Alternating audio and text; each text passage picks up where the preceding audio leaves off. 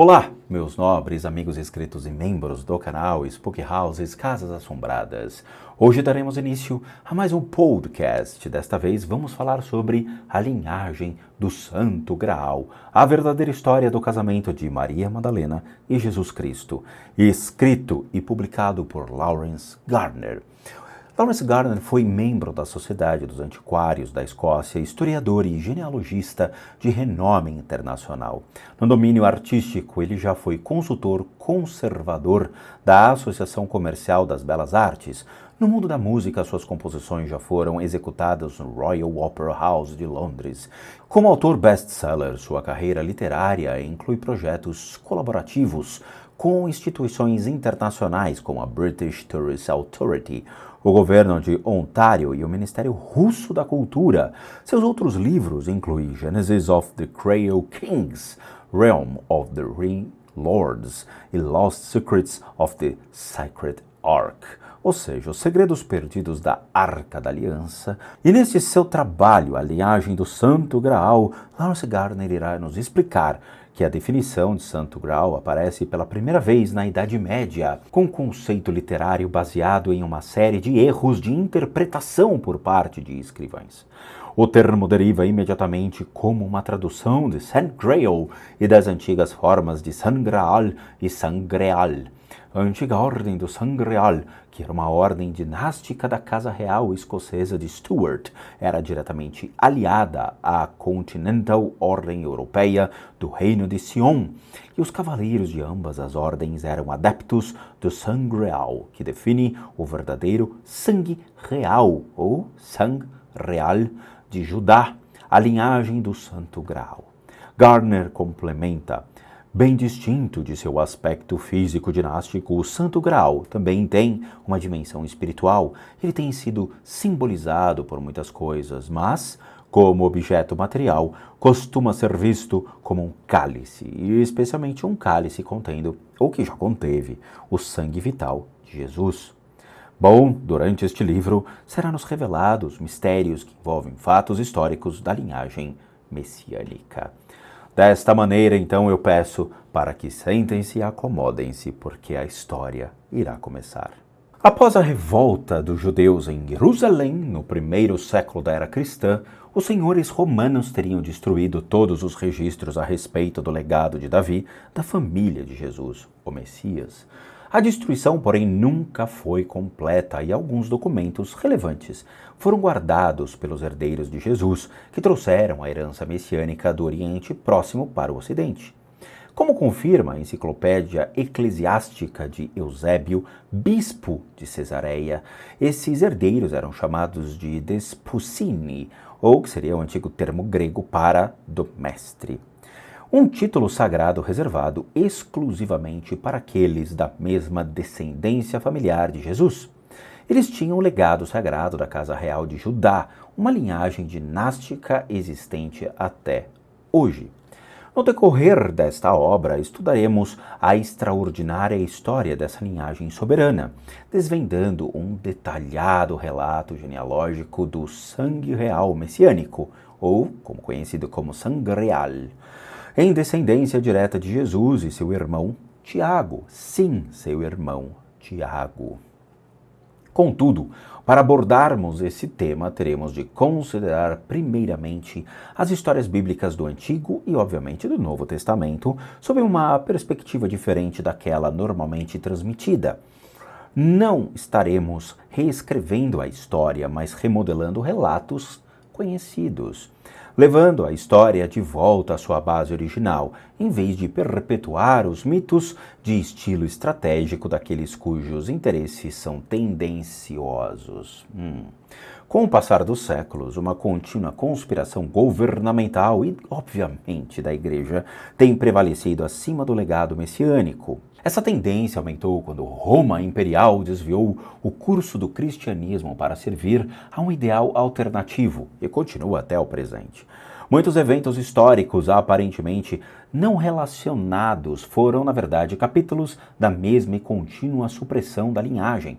Das guerras judaicas do primeiro século depois de Cristo, passando pela Revolução Americana, aí no século XVIII, e além, obviamente, as maquinações têm sido perpetuadas por governos europeus e ingleses, em colaboração com a Igreja Católica Romana e a Igreja Anglicana. Em suas tentativas de restringir o direito nato real de Judá, os altos movimentos cristãos instalaram vários regimes próprios, tal como a própria Casa de Hanover da Grã-Bretanha, Saxe-Coburg, Gotha. Essas administrações foram forçadas a apoiar doutrinas religiosas específicas, enquanto outras foram dispostas para pregar a tolerância religiosa. Agora, na entrada de um novo milênio, é hora de reflexão e reforma no mundo civilizado. E para a realização dessa reforma é apropriado considerar os erros e os sucessos do passado. Para essa finalidade, não há registro melhor do que o existente nas crônicas de Sangreal. A definição Santo Graal aparece pela primeira vez na Idade Média, como um conceito literário baseado, como veremos adiante, em uma série de erros de interpretação por parte de escrivões. O termo deriva imediatamente como uma tradução de Sangraal e das antigas formas Sangraal e, obviamente, Sangreal.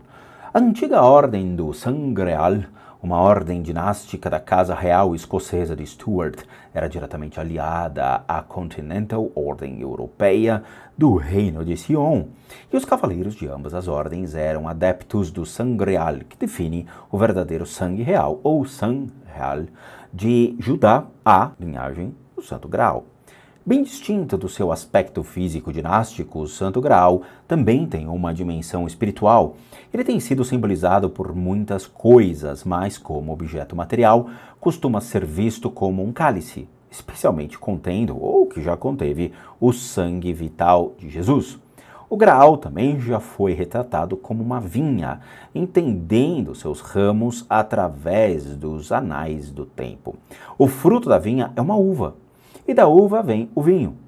Nesse sentido, os elementos simbólicos do cálice e o vinho coincidem, pois o segundo há muito é comparado como o sangue de Jesus.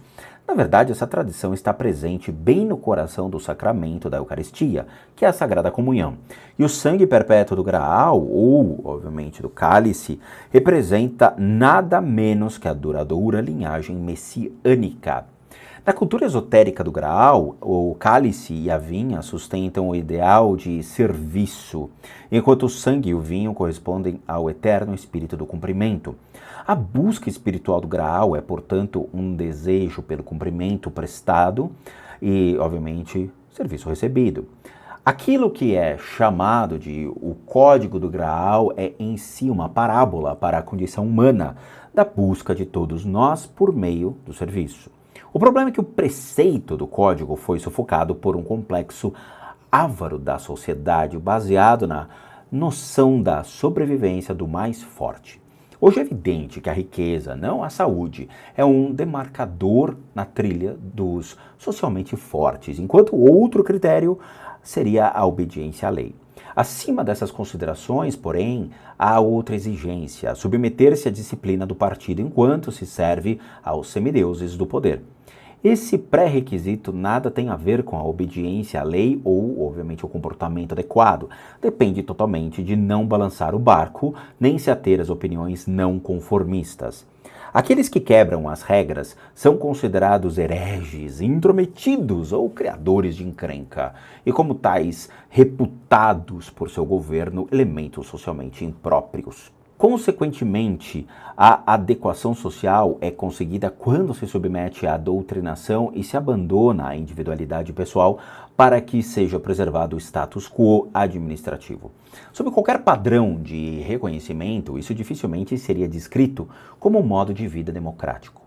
O ideal democrático é expressar como o governo pelo povo para o povo. Para facilitar esse processo, as democracias são organizadas com base eleitoral, em que os poucos representam os muitos. Os representantes são escolhidos pelo povo para governar para o povo, mas o resultado paradoxal geralmente é o governo do povo. Isso é contrário a todos os princípios da comunidade democrática e nada tem a ver com o serviço. Está, portanto, em oposição direta ao Código do Graal. Em nível nacional e local, os representantes eleitos há muito tempo vêm conseguindo reverter o ideal harmonioso, colocando a si próprios sobre pedestais acima do eleitorado. Em virtude disso, os direitos individuais, as liberdades e o bem-estar são controlados por ditames políticos que determinam quem é socialmente adequado e quem não é em todos os momentos. Em muitos casos, isso implica até decisões sobre quem pode ou não sobreviver. Com essa finalidade, há muitos que almejam posições de influência pela pura gana de poder sobre os outros, servindo a interesses próprios. Eles se tornam manipuladores da sociedade, causando o enfraquecimento da maioria.